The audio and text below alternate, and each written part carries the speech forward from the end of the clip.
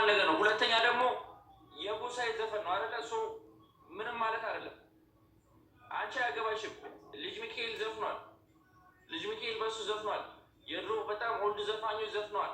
ገባሽ? የሚያሳፍር ምናምን ሳይሆን ላይክ ይልሽ የሆኑ ማህበረሰቦች አሉ እና ያን ልክ እንደ ባህል አድርገው ምናምን ነው የሚያደርጉት። እንደዛ ሰው እንትን አጥቢያ ያላቸው ማርያምን ነው የምልሽ።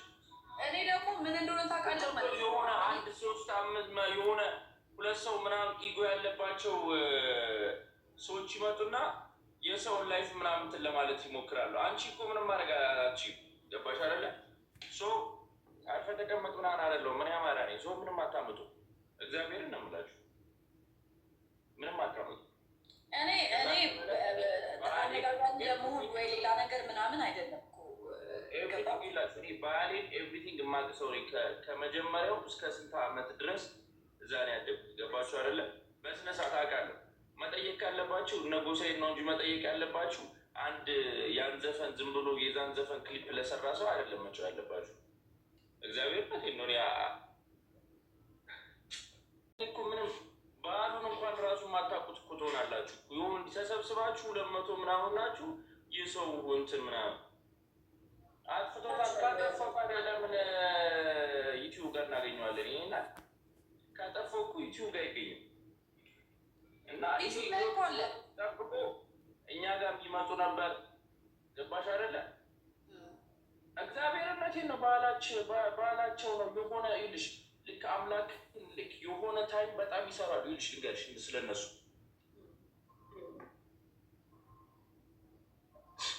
ምንም ስለኔ የምታውቁት ነገር የለም። ባይዘዊ ድምፅ ምናምን አንተ እዚህ ለእንትን ብለህ ይልሽ እነሱ ትክክለኛ ይልሽ የሚኖሩ በስነስርዓት ስሚ ልንገርሽ ጽጌ በስነስርዓት የሚኖሩ እያረሱ ምናምን የሚበሉ ናቸው። ከዛ ግን የሆነ